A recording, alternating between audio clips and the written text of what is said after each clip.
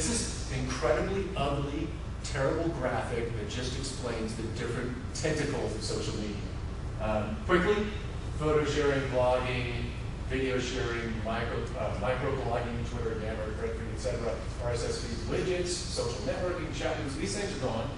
Just about podcasts. The whole term podcast is just about gone. It's just video. Message boards and chat rooms. Chat rooms were, they were just like areas you had to have password access to get into chat. And the message boards were free to be open. They have melted into everything else, so it's not like they're of any significance.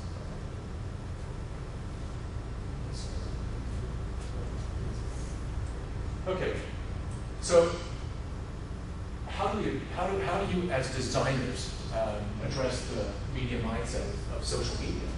Well, again, I'm not a designer, but I want to throw a bunch of things at you just to see, if these are some of the things that you've seen and talked about and done, or if not, there's something new, then there's something that we can hopefully learn out of this. First off, first impressions. For social media, first impressions are critical. You're talking about people with very short attention spans. So, for example, 100+ resources for web developers. This is a post on a blog.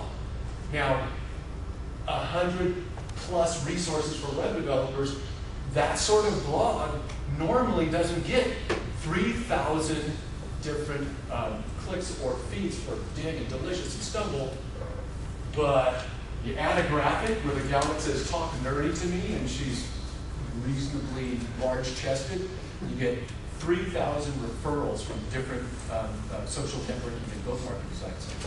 Pretty incredible when you think about it, how much that can refer traffic to. Second, emphasize value. On a social media site, you want to give value. You want to give them what you want, and you want them to give you credit for it very easily. Hence, create some cool icons or some cool buttons for social media.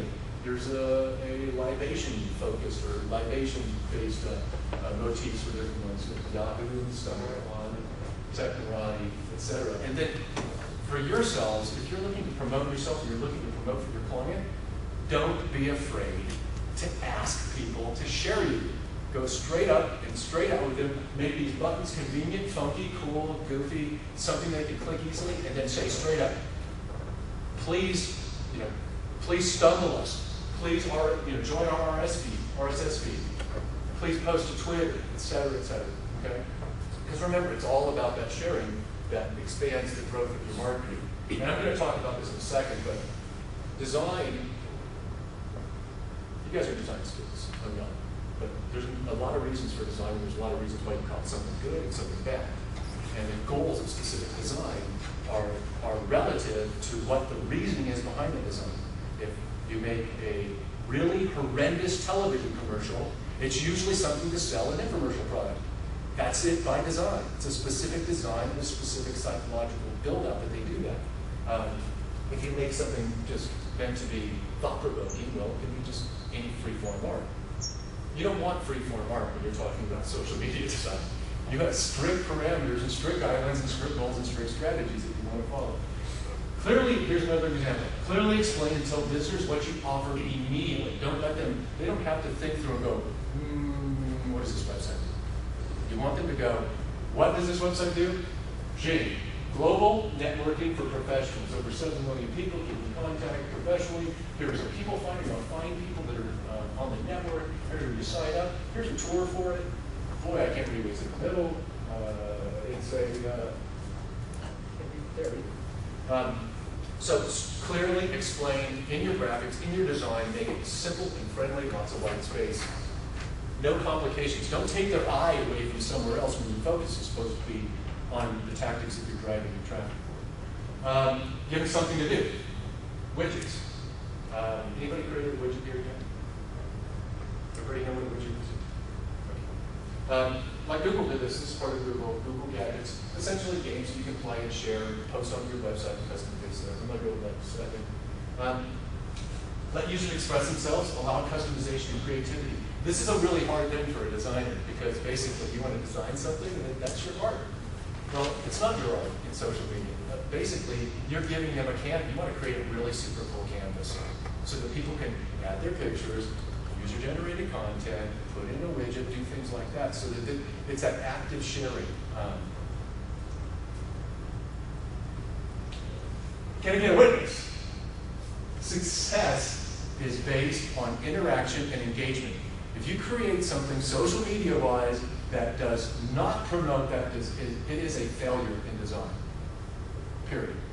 If what you're doing social media-wise and design-wise does not get people to share it, does not get people interested in it, does not get people to forward it through, it's a failure in design. Just like if you design a website that no one can figure out how to navigate, that's a failure. Okay. Let me show you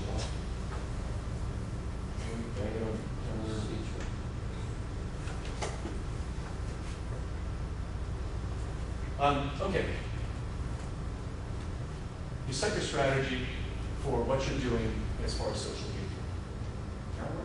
Okay? Start with a plan, not tactics. The plan is, I want to create a widget that's going to be passed along and will extend the brand of my client. That's a plan.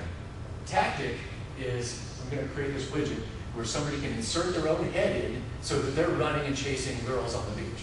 That's the tactic. Okay? Engagement, again, it's the goal. Be real, be transparent, be honest. That's one of the things about social media that is so critical that you understand. The fact is you have to be real, you have to be transparent, you can't BS anybody, because if you do, it's part of a conversation. It's like me, hey, yeah, I'm a nuclear physicist, and I've got a couple of million. And you would walk over to your friend and go, see, that's the whole idea with social media, is you have to be honest, because if not, someone's going to go make fun of you. They're going to take your message and laugh at you and make parody videos and things of that nature. Okay, you don't control the message.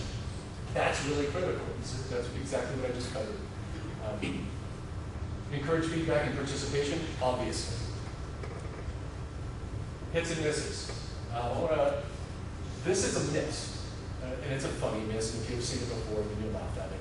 But it's essentially the Cleveland Convention Visitors Bureau had a video contest that says, listen, Cleveland rocks. We want to promote the people that come and generate visitors and increase people coming to Cleveland. So we're going to have a video contest. Whoever makes the coolest video, we're going to give this prize, et cetera, et cetera. Well, unfortunately, they didn't realize that a local comedian named Mike Polk is also a videographer, and he decided to make his own video, and this is what happened. Again, as designers, it's just another medium you guys have the application for. You can create videos, you can create websites, you can create widgets, you can do all of these really cool things, and if they get viral and be shared, you can get actual international fame. This guy's videos, his two videos, between the two of them, they almost got 3.5 million views. And that's just views. Again, when we talk about views, that's just people that have uploaded and watched it. I myself have shown it at least 6 presentations with at least 30 people in the room. So that 3.5 million people that saw that video is probably closer to about 10 million people. Now, when you think about it,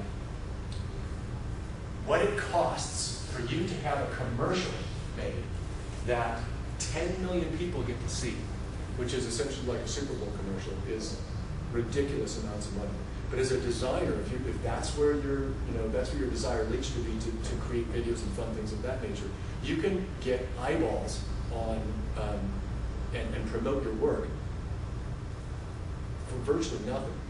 For example, that first introduction video of social media, that's promoting a book called Socialnomics. I mean, he's gotten 5 million people to watch this thing to promote his book. If he paid for that, it would be a ridiculous sum of money. And so that's another paradigm change that's happening in social media, is the viral passing along of things.